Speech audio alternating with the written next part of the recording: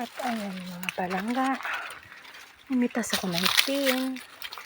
Nandito na ako sa loob. At ayun, mayroong pugad. Silipin natin kung anong laman ng pugad. Ang laman ay bunga ng tin. Walang laman. Yan, marami siyang bunga pero hindi maganda yung pagkakahinog. Para ba siyang nalanta sa init. Nalanta siya sa init kaya hindi maganda. Kaya matabang to ganito.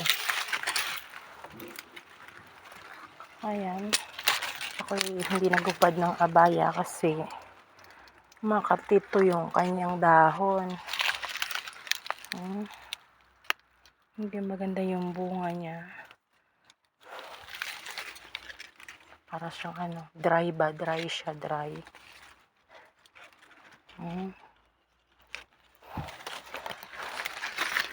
Dry yung kanyang laman. Sayang at ang dami sana. Ayan.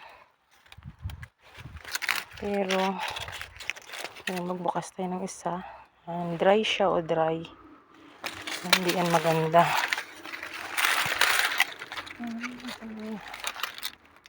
Pangit.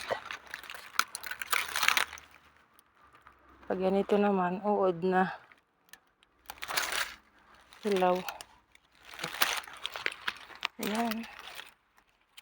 Hindi maganda yung pagkahinog. Kaya sayang. Labas na ako at ayan, nakanit.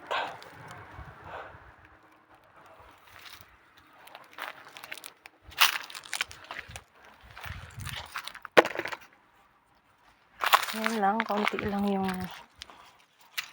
magandang bunga niya.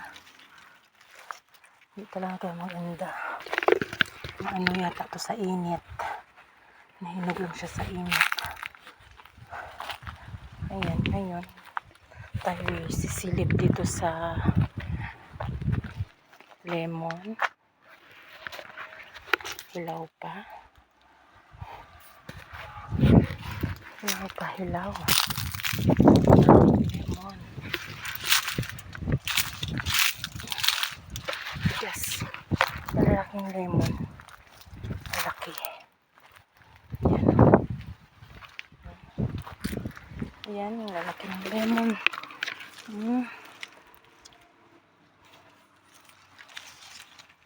Halos sayad na ang bunga.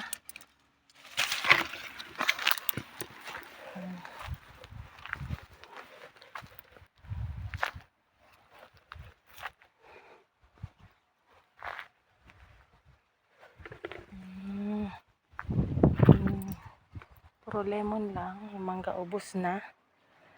Ayan, ubos na yung bunga ng mangga. Napitas na. Yung lemon parang alanganin pa. Hilaw pa siya. Hilaw.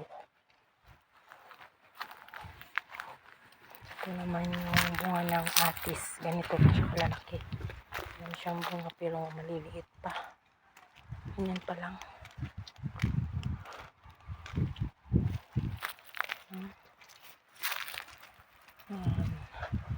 Ito yung bunga ng atis.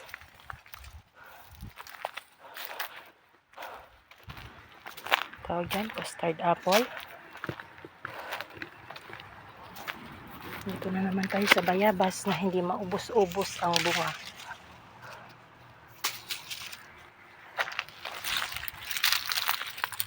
Kasi ang dami.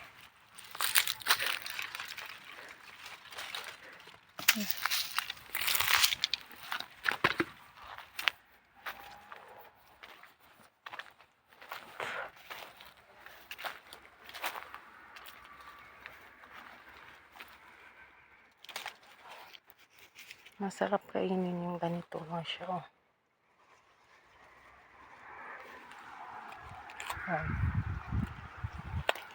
Parang ano lang ba? Bagnas lang siya. Hinog na rin. Pero matigas pa yung balat.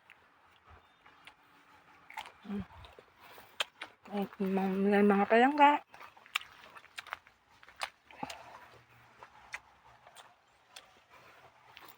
Mangangain muna ako ng bayabas. Bye na.